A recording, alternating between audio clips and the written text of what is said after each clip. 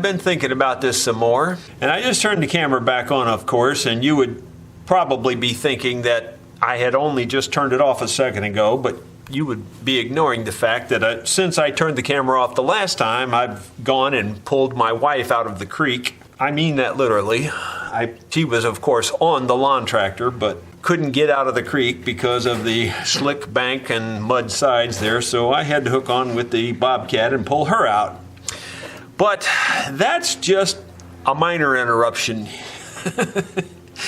Welcome to my world. Okay, so what am I thinking here about this neck, besides the fact that it's just everything wrong? I was trying to give him the benefit of the doubt, and I thought, well, maybe this spun, maybe it was like this, and because this is round, it spun. But Caleb pointed out something that makes a lot of sense to me, and that is that they have this slot routed down to fit this. So, I would have to say they did this at the factory. To some degree, it would function to straighten out the neck in this orientation, but it would sure straighten out the neck a lot better in this orientation. So I don't know why they did what they did. I'm not even going to try to second guess it.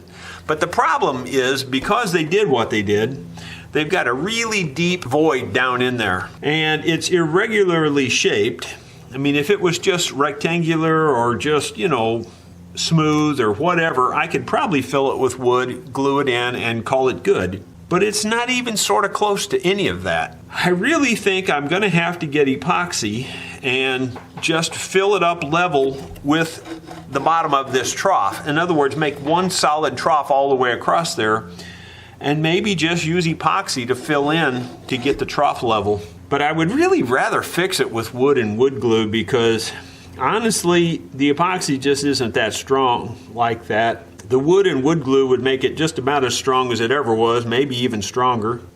I guess I'm just talking myself into routing this all out right here on camera and squaring it up, truing it all up, and then just putting a block of wood in there.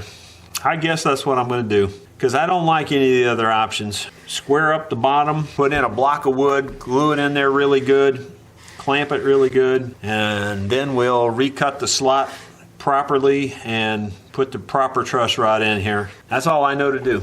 I would actually prefer to cut it smooth and square with this chisel, but honestly, that's not a good option either, because there's just too many variables here. The bottom's not flat. There's just too many variables. I think I'm going to cut it hopefully with the Dremel tool, or the in this case the Proxxon, if I can get it to reach down in there that far. That's the next problem, is I don't think I've got that much reach, even with a long bit. I'll just have to figure it out. You're hearing me figure it out on camera. That's basically what you're hearing, and something's got to be done, because this ain't very good the way it is. I'm going to try this. I've got one of these, I guess you'd call it a drywall cutting bit. You put it in those little drywall router deals that cut out outlets, holes, and things. Anyway, it cuts wood pretty good too, and I've got it. It's the reason I'm thinking about using it is it has a long stick out here, and I think I can make the bottom of this flat and these sides square and everything with this. At least I think I can.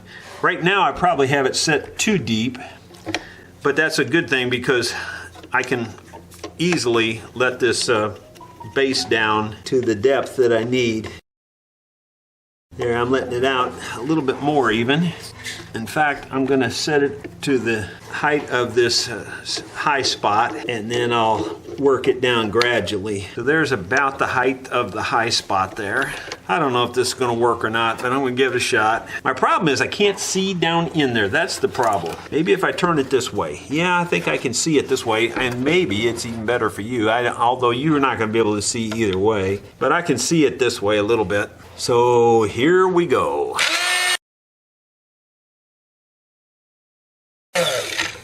Well, that's sort of work. Problem is, there's this bit, because it's so long, it's got a lot of flex to it. You can probably see me flexing it with my finger. But I think I can square the sides off with a chisel later if I can just get the bottom flat. So that's what I'm going to try for. So loosen these up and actually tighten this up to bring the base up a little bit, and that leaves the bit stick out a little bit more, and we'll try it again. Well, that's working fairly well. I'm a little concerned about the front of this slot because it's starting to get close. The front of this slot is getting close to coming out right here. You know, I mean, they have a big hole in there. They really do. And my goal is to fill all that, make it solid again. I am not a fan of putting truss rods in super deep because it just weakens the whole neck. It's just not the way I think it should be done. Oh well, they don't pay me to think at Gibson.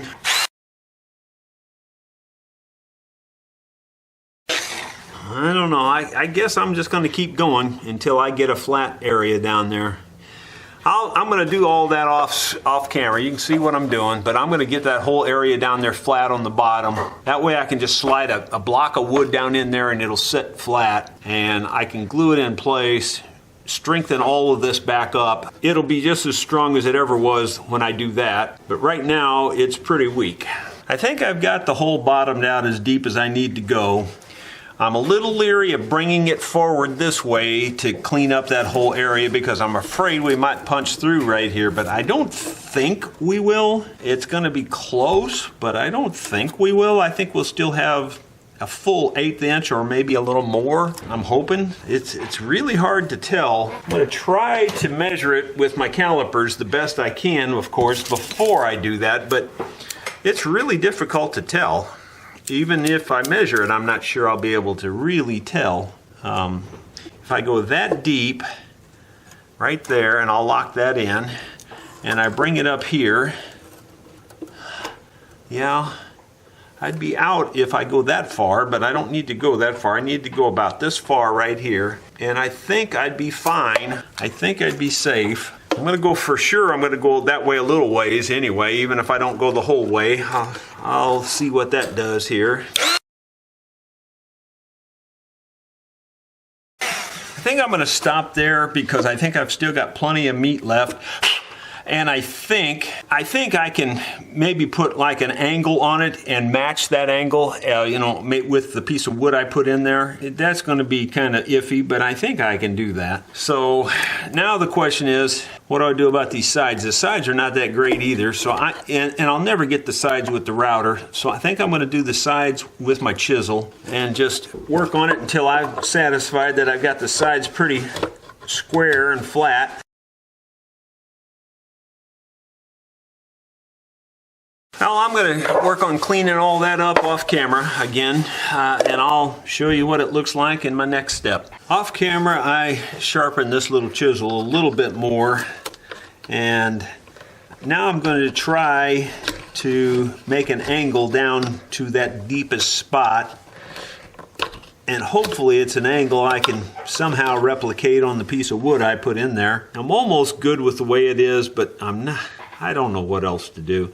It's still cut out underneath back in here where they apparently slid that big piece in from the rear end. So it's still a little wider down in the bottom than I would like than it is up here at the top. I don't know if I just want to cut all that out of there. I'm afraid I'm going to get in here and weaken this joint a little bit more if I cut much more. Boy, it's like a guessing game at this point, and I know a lot of that probably won't even make sense to you because you can't really see what I'm talking about. It's a ponderer. I'm pondering on it. I'm not exactly sure the very best approach myself because I just know it's got to be fixed. I can't leave it like it is. I wouldn't sleep good at night if I left it like it is. I don't know. It's really hard to say. I'm not happy with it yet. There's like 2 steps before I get down to that lowest spot, and I would like for it to all be one angle at least. I think I have a better chance of hitting one angle than I would 2 steps. Because I really want to fill this in just as tight as I can fill it in. Maybe you can see down how deep it is in there. I don't know if the light will show it to you or not. I can't really get a good camera angle on it. But in other words, from about here down, I'm going at an angle just about like my chisel is. From here back, it's square on the bottom. The only problem with the whole thing, like I said, is down at the bottom, from about here to here, it's wider at the bottom where that big round disc thing, where this big round thing pulled through, it's wider there in that area. I just don't think I really want to widen out the slot a whole lot more. Probably wouldn't hurt it if I did, but I'm just not sure. I'll keep thinking on it. Well, I went ahead and cut this block of maple. I cut it at about 282 thousandths thick. And that fits just about right in the widest place that I have here. But it's not perfectly smooth and even and symmetrical. So I'm going to try to get everything straight and square, and that will also help the undercut that's down in there, because there is an undercut still. But I don't think I should widen this out to the full width of that undercut. I'm just afraid that's going to weaken things more. I don't know. It's really hard to say. It's about 6 1/2, half dozen of the other. I think if I did go to the full width of the undercut, I'd probably be okay too, but I don't know. I just don't know what to do, to be perfectly honest with you. You just don't run into this situation very often. I'm hitting the epoxy that they have in there, I think, as a filler where that plug was.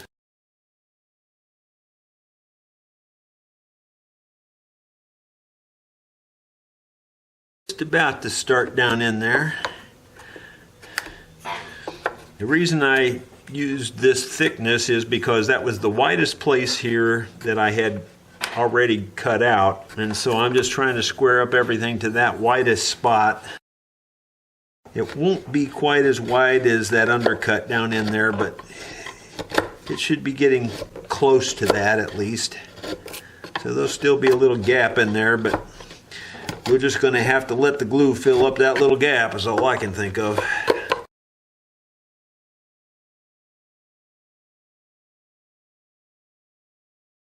I guess I'm going to have to shorten it up to the length of this first end of this groove here, I guess. That's about where I'll have to have it, I think.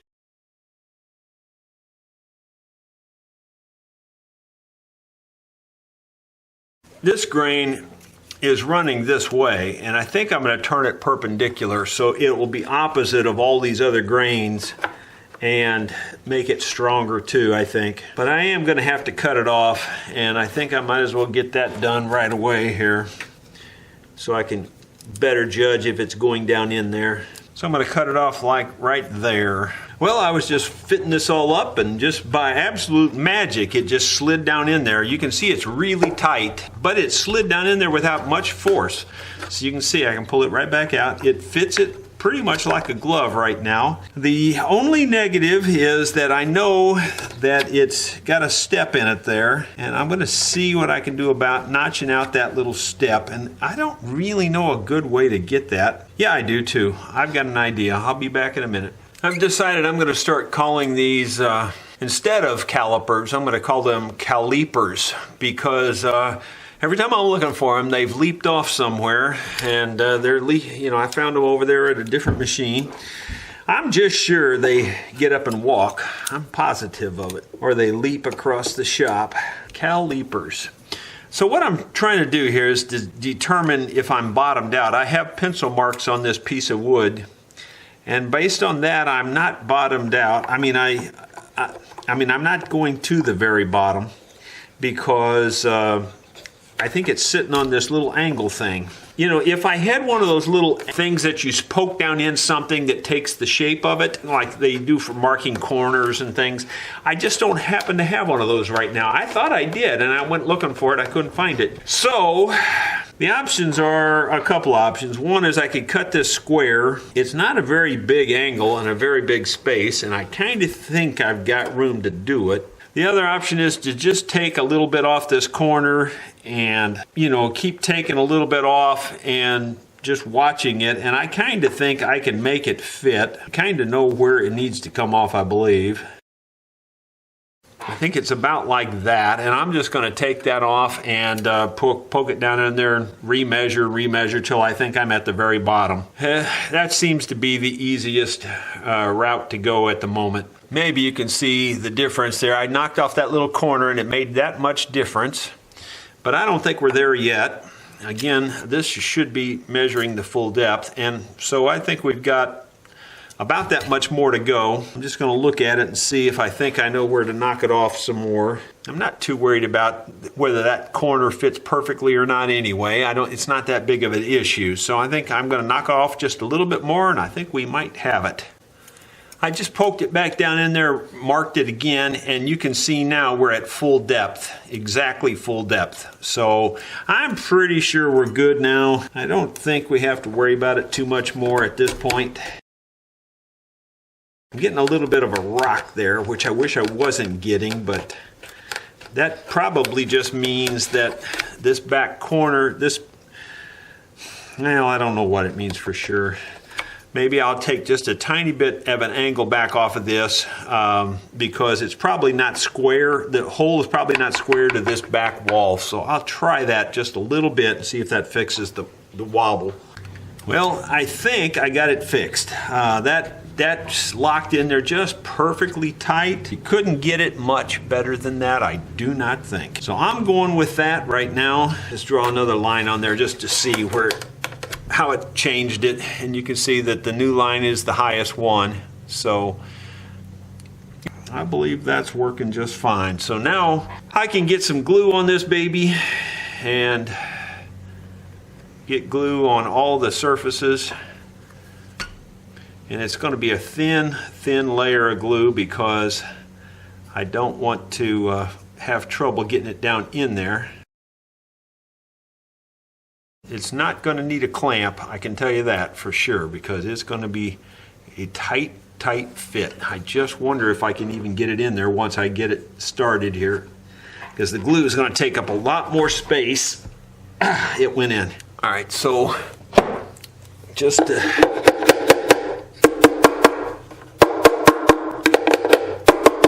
making sure it's bottomed out as good as it can go. There's really no point in putting a clamp on it.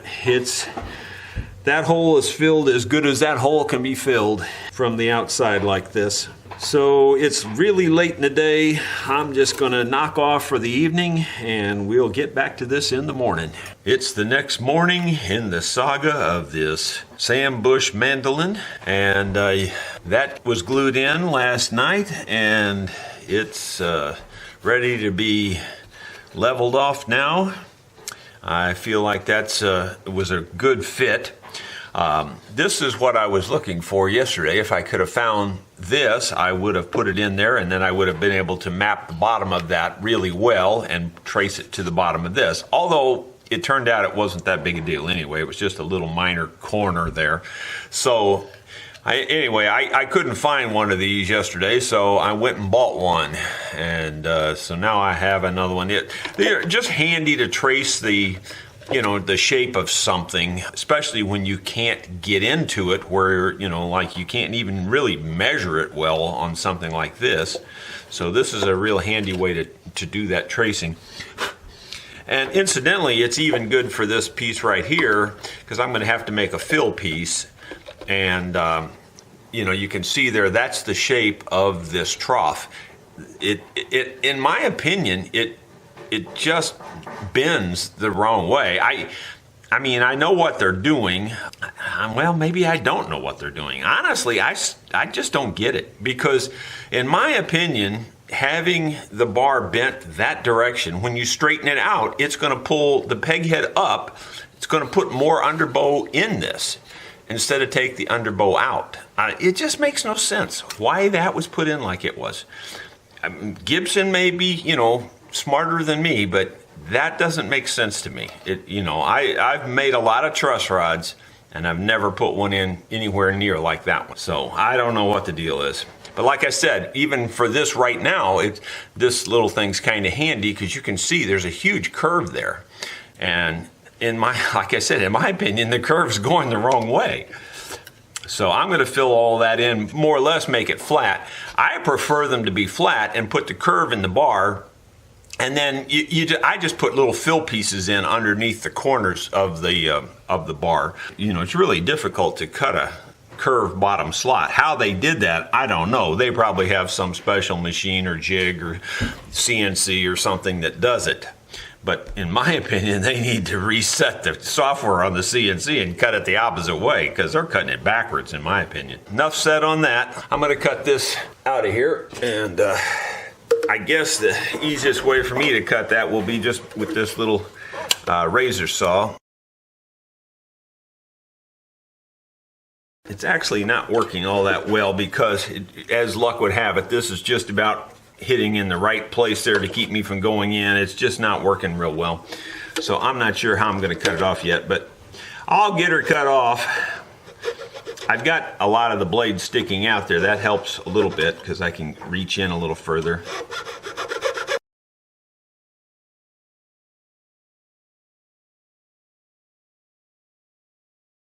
I've got it scored all the way around at least. That last little bit I couldn't get, so I just tapped it and it broke right off. And now I'm just going to clean it up with this. It's still standing up a tiny bit proud of the surface. That'll be fine. I'll have to sand that a little bit, but it'll be fine. Now that I've got that filled in, those two little holes there on the sides, you know, I made those because I had to widen it out enough to get this thing to slide out, so, because of the width on this. So those little holes there were made for that purpose. So I'm going to fill them in. I just used my little thickness sander to thickness a little piece of maple, and then I sawed it off, sawed it out with the bandsaw. It was a little bigger piece of maple at the beginning. But anyway, you can see it fits that really nice. This is the bigger hole on this side, so I made it to fit the bigger hole first, and I'm gonna poke it down in there a time or two with some glue to hopefully get glue down in the hole pretty well. And I'll just tap it lightly to make sure it's bottomed out. I'm gonna wipe up the glue mess here and then saw that one off. Can't even see it now. I think this stick's a little large to go in this one, so I'll have to take it down just a tiny bit before I can get it to go in this one. Whatever works. A year or two ago I wouldn't have had to hold that with pliers. I could have held it with my fingers, but I can't now. I think that will go. It's drivable in there. It's a little bit tight yet, so I'm going to knock a little bit more off of it. Yeah, that'll go now. Yeah. All right, so I'm going to get some glue down in there. I think that's good, actually. I can feel it bottom out. I know it's in there really tight. It's not coming out.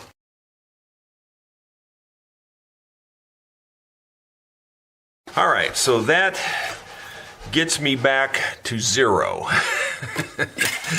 Actually, I'm not even sure I'm back to 0 yet. I think I'm still below 0, actually, a little bit. Because I'm going to have to cut a new trough in this. I'm going to have to make a rod and all of that. And I really don't like that extra fill in there, or this extra deep hole, but I have this tracing that I can make a piece to fill that in. So I'm not too worried about that, I guess. So basically, I'm close to 0. I just need to make a trough in here and then start making a truss rod. Once I get the truss rod made and this little trough made and get it fitted in there, then I'll be back to about 0, I think. Okay, so here's my thought process on this. Typically, I cut this slot with a table saw so it's perfectly flat all the way. So my thought is I want it to be the same depth as it is up here.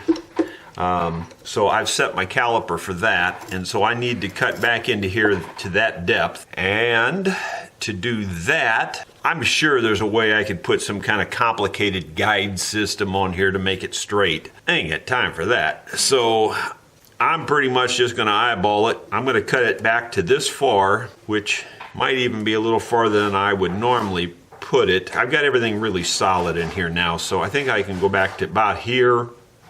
I'll put in my little stop right in here, and so this part right here needs to be routed out to this depth, and wide enough to get a truss rod in there. So let me get my truss rod, get all set up, and I'll show you how I'm going to do that. Okay, I've got myself a new piece of 3/16" rod here. Some of you may be saying, why don't you just put the old rod back in there, turn it over, you know, that kind of thing. But it's just too short for what I want to do. The longer you can make the truss rod, the more chance you have to pull the bow out of the middle. If you make it really short and stubby and stout like this one is, it's much harder to pull that straight. You get a little bit more flex out of your truss rod the longer, and that's evident by the fact that the longer rod, you can just see it flexing there. I mean, when you get up here, it's much harder to flex that. Now, on one hand, you might say, well, that's what you want it really stiff. But the point is, you need to pull that underbow out of this rod in order to straighten this. So the longer you make it, the more likely it is to pull that underbow up. So, and this thing needs a lot of pull. So we're going to make the rod a little longer. Keep in mind, this one here has been cut off. I mean, it's obviously been messed with. So anyway, that's my theory. I'm sticking to it. Feel free to disagree if you want.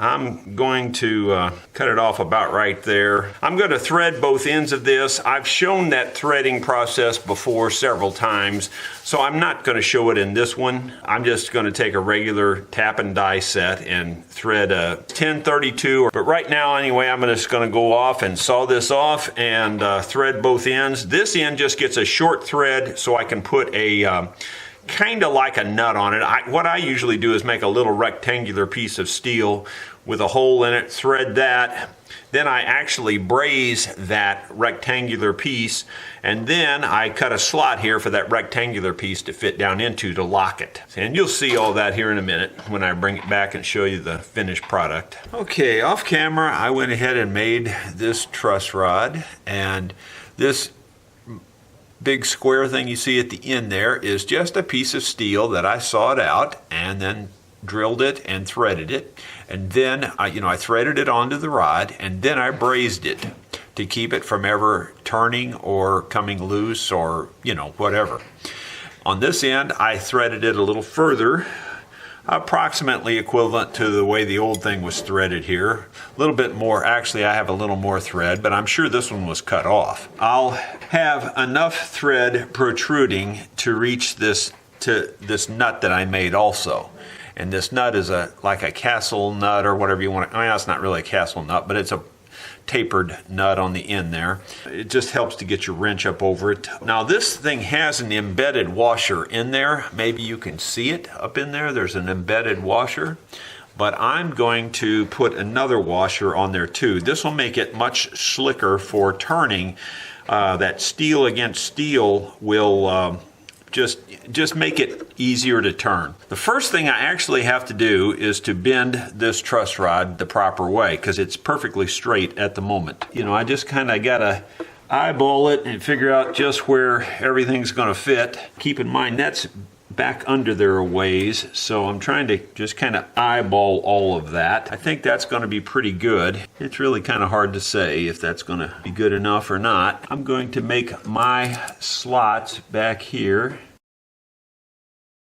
You can't really see what I'm doing because I've got it off camera, but basically I'm tracing around this nut where I'm going to have to cut out a area to accommodate the nut here. I really should call it an anchor, I guess. I think I have this thing ready to set up to cut this now. Maybe I ought to help myself out a little bit and draw some lines on here. I was just going to eyeball it, but it would be much better if I could eyeball it with some good straight pencil lines. And now all I got to do is untangle the cord enough that I can plug it in. Okay, I don't have this set to full depth yet, but it is fairly deep, so I'm not sure it's going to cut this maple very well, but we'll see.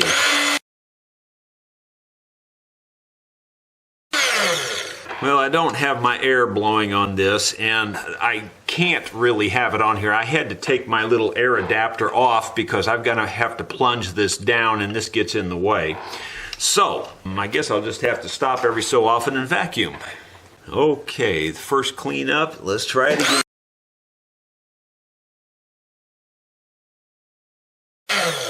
Okay, so I have this routed to the length, and I have it routed more or less to the width as well. I don't have it all the way down to the full depth that I want yet, so I've got that marked on this tool, and I can kind of figure out that across here.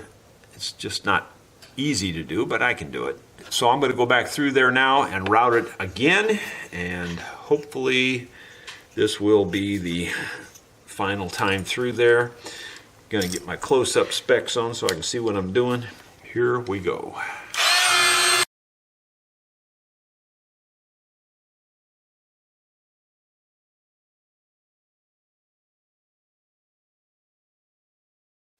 Well, I made a little progress off camera. What I did was, you can possibly see it, it's subtle. There's an underbow in this now, and then it comes back to flat here.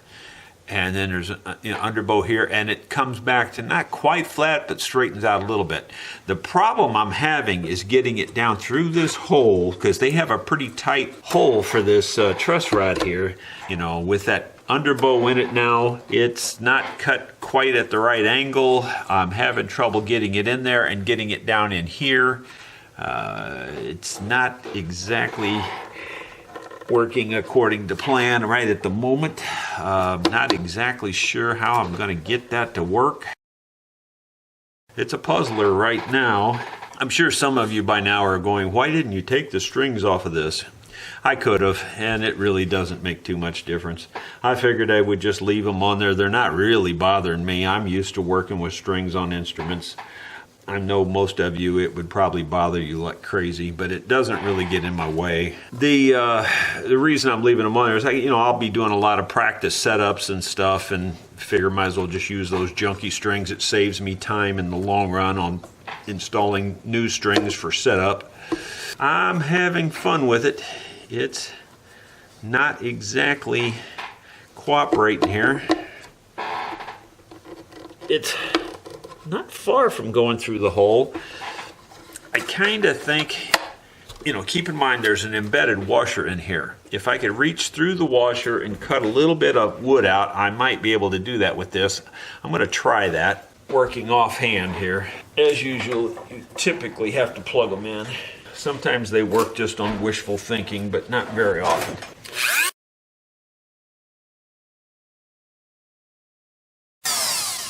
I don't know if that helped or not. It might have, because I think I got it in the place that was giving me trouble, but I don't know. It's really hard to say, because you're kind of back into the blind area there where you really can't see very well. Yeah, it definitely made a progress. It's almost coming through the washer now, where it wasn't even up to the washer before. Now, I might have a problem. That washer might even be a little tight. Yeah, that could be my problem. I may have to grind a little bit of that washer away. This rod is just a hair bigger than the other rod. I thought it was actually smaller, but it turns out it's just a couple thousandths bigger. And that hole's pretty tight, so I may have to grind just a little bit of that washer away. I'd really like to tell you that bending that truss rod to the proper shape was easy, but I'd be lying through my teeth. It's got my standard bend here pretty much. They got the underbow here. I would have liked to have a little longer underbow, but because of this tight fitting area here, I had to bend. I had to, bring the underbow up to this point, then angle it down, and then angle it back up at the very end here. So that's how I had to bend it. So there is an underbow here, and that is in the critical area, so it will pull up the critical area, but it was not easy getting it to fit. It does seem to fit fairly well now. Of course, on camera it won't, but you can see there it goes down in there, and I can pretty much hold it down in there with my finger. It's a little bit springy, but not too bad. I think that's gonna work okay. I think I can get the nut and washer on, but that's to be seen too. So let's see if I can. I'll try to put the washer on there. The washer went on, so that's probably a good sign that the nut will go on. Looks like it's going on and it's threading. That was really a challenge and a half. That seriously was a tough one to do. I think I'm going to have to grind a little bit of this nut off on the top. It's not going to go all the way down in there, I don't think. So I'll take it back out of there real quick and go grind this off on the grinder, just, you know, enough to get it where it'll be flush. And other than that, I think I'm about ready to trying to fill in underneath the truss rod on both ends, basically, is what it amounts to. And over here, I don't think there's going to be enough to fill. I don't think I'll have any room left to fill, but over here I should have some. So this kind of shows you the value of a little tool like this. Setting this here, you can see how there's still a deep diving hole down there by that block that I put in. So essentially I need to cut a little wedge that's in that shape, or if you could imagine going straight across here, I need to cut a little wedge that goes straight across here to fill in that hole there. That's probably about all I'm going to do. So I'll lay that on a piece of wood and trace that and cut that out.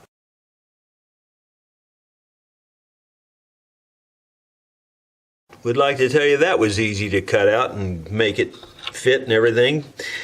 I really would like to tell you that, but that wasn't the case either. I think I've got it working though, and I'm going to get it all glued in there. Let that get set up so I can move on to the next thing. On camera, of course, it doesn't want to fit in there. But why should it on camera, you know? I gotta find something I can tap that down there with. I need a little thin stick or something. I put the little filler piece in there. It's now level all the way across there. I think you can see. Now I'm just checking my truss rod to fit. I think it's gonna fit just fine. Yes, it does. It goes right down in there, no problem. I'll probably still fill just a tiny bit underneath the truss rod here because the truss rod's got a little bend in it. But other than that, I think I'm finished with this, and I'll get to that a little bit later.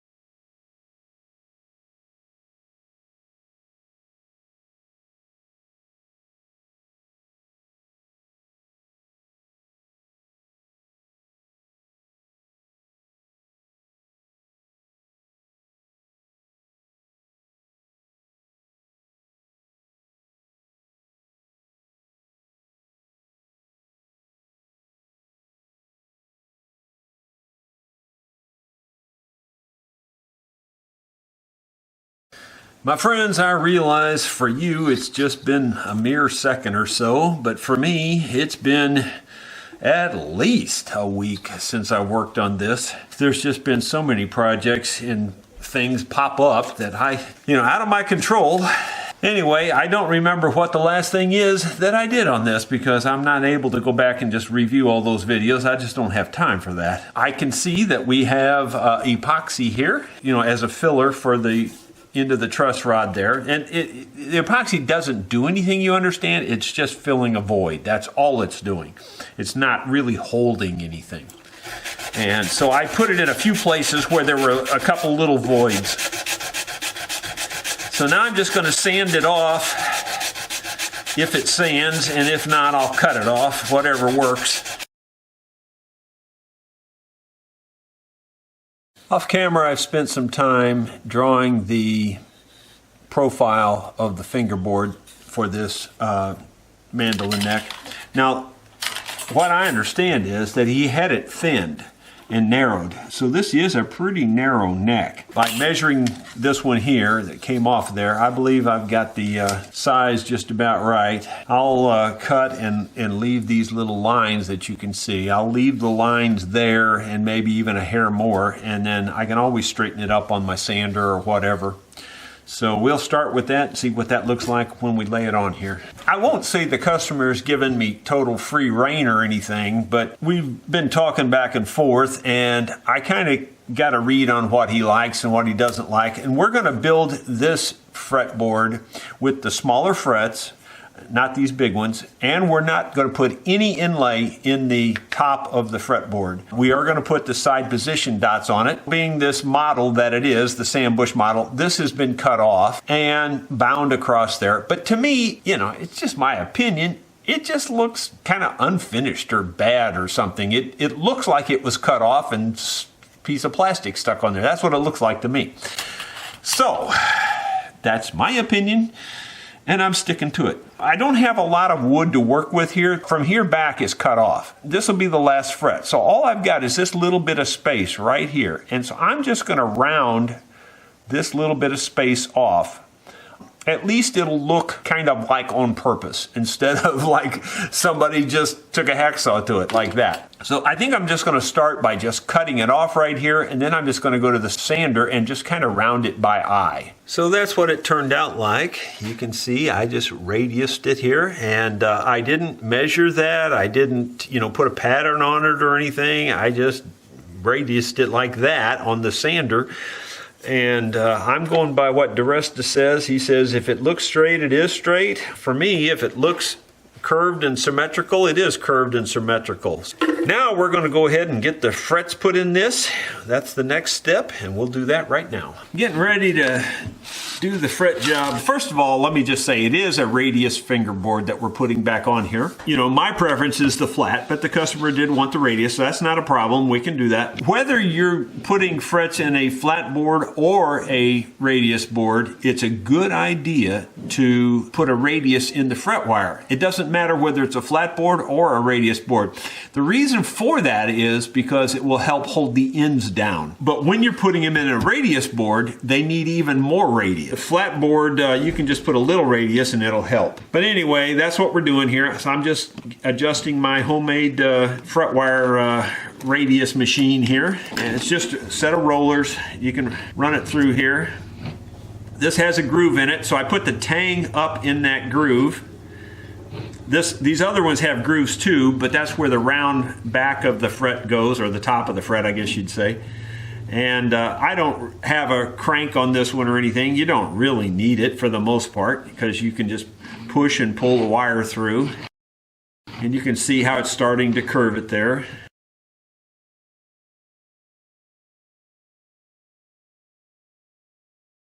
I'm just going to go ahead and pull it through. I think that's good enough. You can see the kind of circle I got there. And then the way I do this again, and you've seen me do this before if you've watched a lot of my videos, is I just lay it right here like this. Leave the curl under the table. I use my leather mallet, which is a weighted plastic head mallet. It's plastic. So the plastic doesn't do any damage to the fret wire at all. You can't tell you hit it at all. I only need those to see. I don't need them for anything else. I can see up close pretty well, but these do help these days.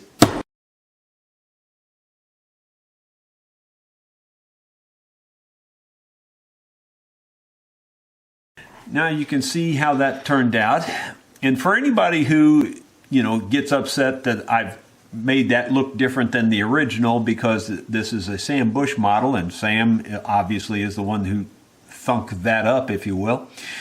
I don't think that's an issue in this case because this whole mandolin has been modified and the neck has been narrowed, and we're not going to put the position markers back in there. So it's, you know, it's being modified anyway. So I do think this will just go better with it and make it look nicer. So now I'm going to go over to the sander and I'm going to level off these frets down to the ebony. And the easiest way to do that is just put it on the belt sander and just do that. That's all you got to do, and just do it lightly, and it makes them nice and flat.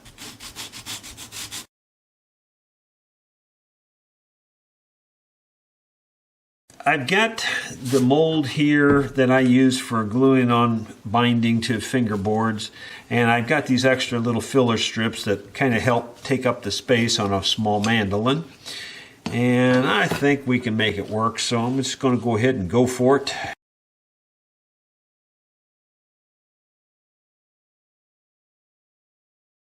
As far as I can tell, that's as good as it needs to be. I'll catch you up with where I'm at. I've got a antler nut glued in here now.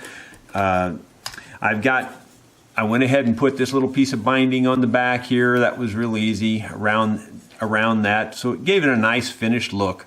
And I've got this binding on here. This is Sycamore Binding. I know it doesn't necessarily match the rest of the instrument, but it's a similar color, and I can oil it and it'll be really nice. Everything seems to match really well. I'm getting ready to put in the side position dots. So I'm just going to put it in this vise to hold it for me, and I'll just drill them by hand. I've learned that I can just do it by hand and get them just as centered as I can over at the drill press with all that other rigmarole. So let's get them drilled. I've got this in the vise here. It's held down pretty well. I should be able to, I can look over the top and make sure I'm kind of in the center of both directions. And of course, the first thing the drill or the vise lets it go.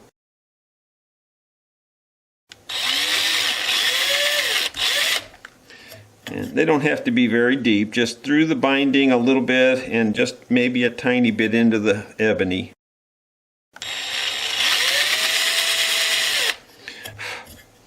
I'm putting in real nice small dots. I think those look classy.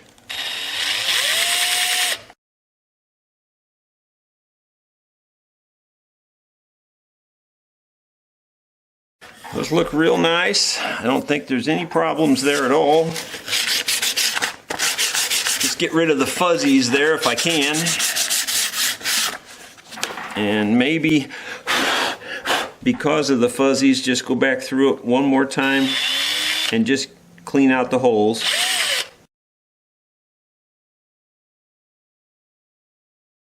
Got you zoomed in there a little bit. You can see I'm using the Beacon 527. This melts plastic really well and makes it stick really well, so that's what I'm using. I'm using the plastic because it's just easy, and it's tiny because I wanted it really tiny, since the sides on this are really small because they're radiused. They're smaller than they would be on a straight fingerboard because the radius brings them down in size.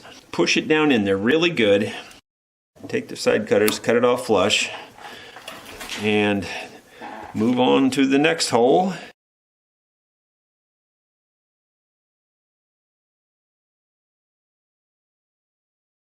I push it in as I'm cutting it off too, because this has a tendency to try to lift it a little bit, so I take my other hand and push down as I'm cutting these off.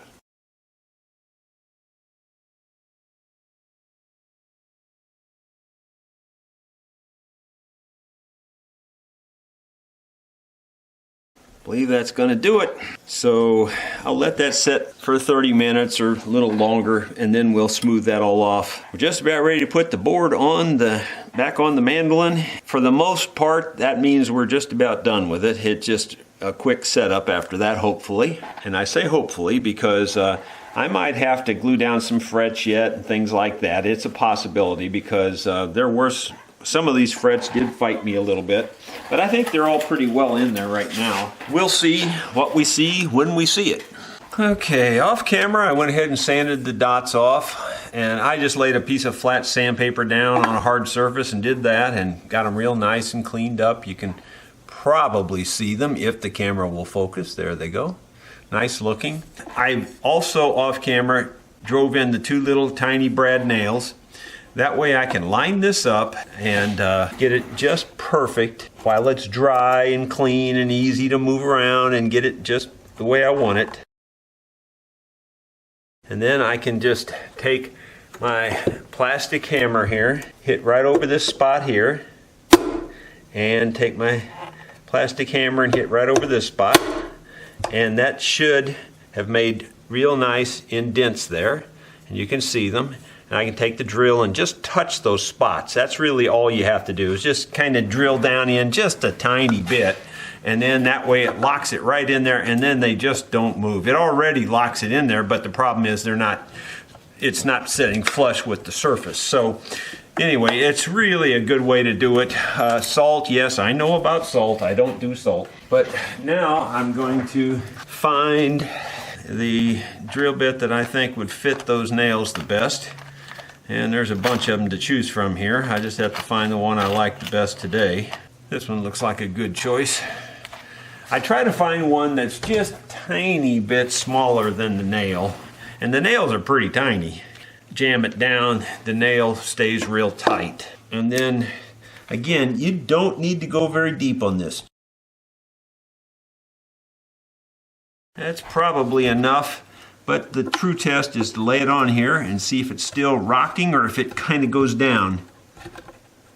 I think that mashes down pretty well. Little bit of rock on this front one up here. So maybe I'll try to go a little deeper. You can see that it locks on pretty good. This one's not near as tall. This one's a little taller. So I can see why this one's rocking a little bit. Just a little bit more. You just don't want to drill through. That's the main thing. Okay, I'm going to call that good enough. I believe that's going to work because it basically almost worked the way it was. Using that high dollar glue spreader again. I'm trying not to put too much glue on it because it tacks up better and actually dries much faster if you don't get a whole lot of extra glue on there. So I do like to coat both surfaces pretty much because this is an important thing. It is actually strength in the neck. So you do want this to be glued down well. You don't want this to just be sort of halfway glued. It really does have a lot to do with the strength of your neck and how much underbow you might get and that kind of thing. And of course, you know, I don't really want much underbow at all. If any, I would like to have none. I'd like to have it pretty much just flat, especially on a mandolin. Okay, that one locked in. That one locked in, I believe. Yep. That takes all the pressure off. When those lock in like that, you don't have to worry about it from that point on. All you gotta do is clamp it. So it's worth doing. It takes a few seconds longer than, you know, other methods like the salt method, but it's a very, very good method and you can't hardly beat it, really. It's an old-timey method. Even Gibson and places like that did it. Different guitar makers and things. They didn't all do it, but a lot of them did. And a lot of them did from time to time. And okay, I'm going to get a whole bunch more clamps. I'll show you what it looks like. Well, there you go. That's what she looks like, all clamped up. And as far as I can tell, it's lined up perfectly. You know, I'll just have to give it a day or overnight to cure. It's a Friday afternoon, fairly late, and I'm gonna just probably take off and go bum around the farm just to do something different. I've had a long week this week in the shop, so I'm a little tired and I would just like to go do something else, and I think this is the perfect opportunity. So I'll see you on Monday, which is like 3, 2, 1 for you. Well, my friends, I lied to you. It's not Monday morning, it's Saturday morning, the very next day. And I got to thinking I better get on this and get this finished because there's more people coming and staying at the rental retreat, and they're bringing instruments, and so I don't know what that's going to entail, but more than likely I won't have time to do much on this on Monday. So I am taking the clamps off of this and we will see what we see. I think this is going to be nearly ready to go. I'll probably have to do a fret leveling. Might possibly have to glue a fret in down or something. I know some of you are probably still wondering why I've left the strings on all this time, but you know what? They didn't get in my way. They don't bother me. When you do this kind of thing as much as I do it, you learn how to adapt, and it saves a lot of time putting more strings back on this thing later. And if I can save the time, it's good for the customer, but it's also good for me because I got a lot to do. I think I'm going to try a single edge razor blade right along this joint and see if it'll clean up any glue and stuff. Got a little bit of a gap right there. That's probably partly the binding. I don't think the fretboard itself is gapped up. I imagine it's just the binding. So I'll fill that in there and we'll color this all back and oil it, and you won't even hardly be able to tell it when we're done. The main thing is getting it to play right, because it's never played right apparently. And boy, looking down it now, it's hard to explain, but maybe you can look down it. It's perfect. It's like perfect. It looks like a fingerboard's supposed to look instead of a twisted ski ramp. And that's what it looked like before. That's not an exaggeration. It was horrible. So this thing looks good for the first time in its life, probably. You know, I think I'm just going to do a quick fret leveling. I'm going to do almost all of that off camera. I'm going to clean up the fretboard, oil the fretboard, and then we're going to string this baby up. I'm going to do almost all of that off camera because you've seen it a bazillion times in my videos. My friends, I went pretty far off camera. In other words, I got it all set up, strung up. I even, played a note or two on it there. The action, I was trying to lower it down, but I could see a little bit of an underbow in here, and it's not much, nothing like it used to have, but there is some there. So I decided to go ahead and loosen up the tension, and so I'm going to tighten up the truss rod here, or at least attempt it. You know, I already had it snugged up, don't get me wrong, but I think it does need a turn or so. I'm going to go a little more, and the reason is, honestly, this is one of the smallest mandolin necks I've ever seen.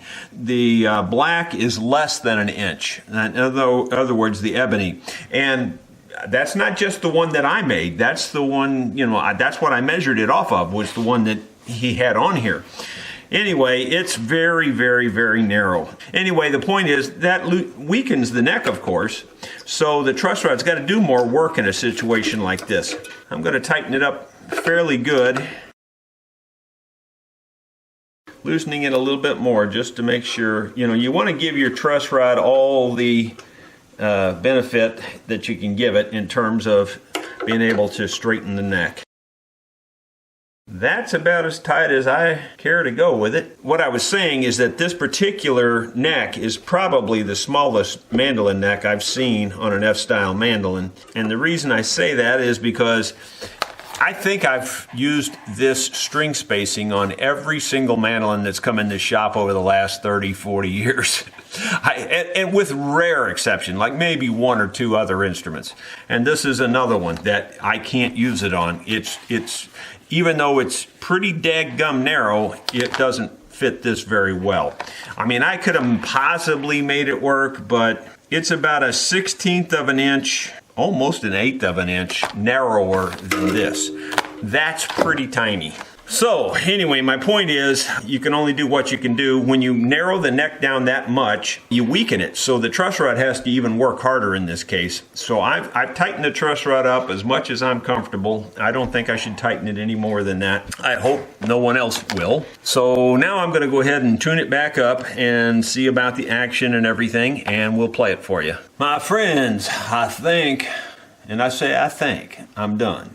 Now, I didn't put a deer antler saddle on this. I'm going to get in touch with the customer and ask him if he wants that, and I think he wants something done with the pickup.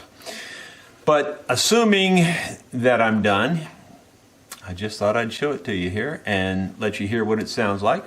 The neck is, I don't know if you can tell there, looking down the strings. It's real nice, flat, even, straight. Compared to the way this thing came in, oh my gosh, is there a world of difference. Honestly, this is one of those kind of deals where if this customer isn't happy, I really should just quit doing this, because I can't make anybody happy. I mean, seriously, this, compared to the way this thing came in the door, he ought to be ecstatic.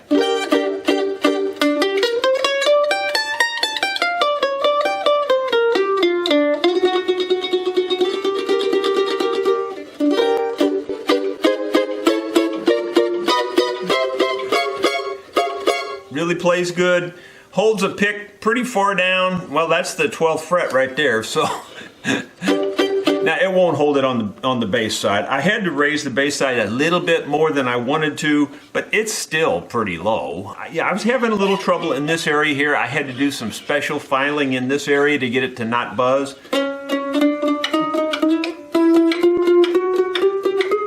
But it's working now, so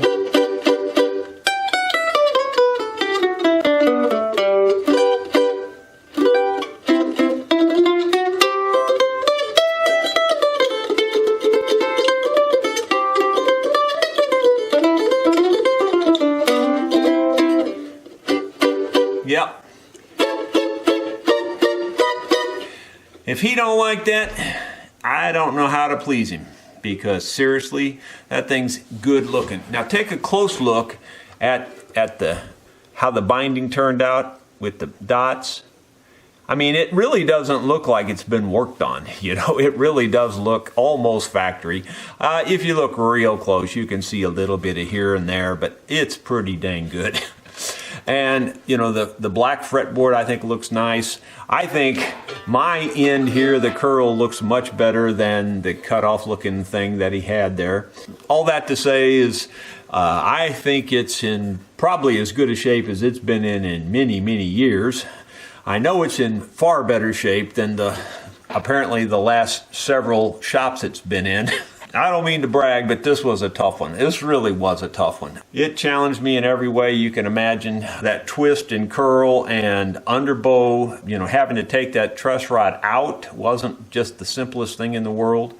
Got that out, made myself a truss rod, put it in there, tightened it up good and tight. You know, an exceptionally small neck here, and it seems to be holding just fine. I've got the truss rod just about as tight as you can get it, and I would encourage the customer not to mess with it. Maybe after 6 months or so, it might, you know, if you loosen all the strings completely loose, you might be able to tweak the truss rod a little bit tighter, but I sure wouldn't mess with it too much. And more than likely you could do that, but other than that, I don't think I'd do too much. Be sure you don't go tightening it too much, because it will break something, because it's just a piece of steel and it's got threads on it. It only goes so tight. So anyway, you know, we also touched up a lot of the bad battle scars.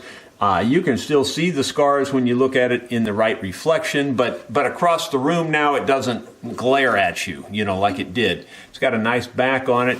It's a really nice mandolin, got a really nice sound. So the antler saddle, I mean, it's got a lot of volume. The antler saddle would perk it up a little bit more yet, but that's about it. In terms of woody sound, it's got a nice woody sound. So, you know, you don't really need to do anything to it other than just play it back in, you know. It's really about all it needs. I'm really proud of my work on this one in terms of the way that looks. It just blends in perfectly, looks really nice. Granted, it doesn't necessarily match this binding, but I don't really think it's that noticeable, and I think it looks much more rich than it did.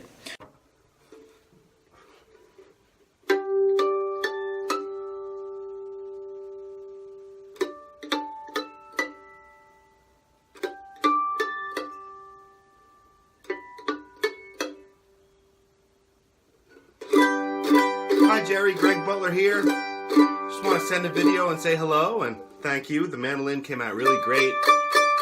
It's really in tune. I knew I sent it to the right guy as soon as I played it.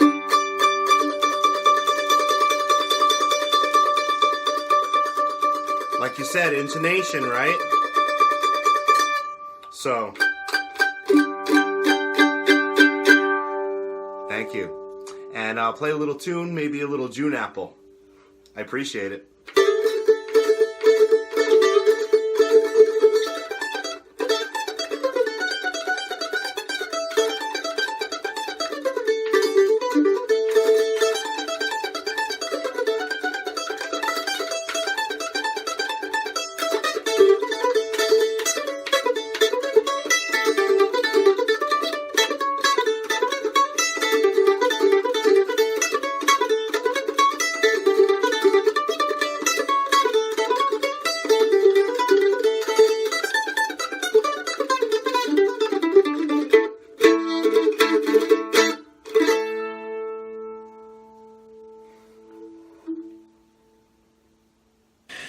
I hope you've enjoyed this. I would appreciate it very much if you'd give us a thumbs up. I would also appreciate it if you would click the subscribe button if you haven't done that already, because I would like to get to 100,000 subscribers. I think that would just be cool. An old man like me, you know, getting 100,000 subscribers. It might even break YouTube. Thanks for watching.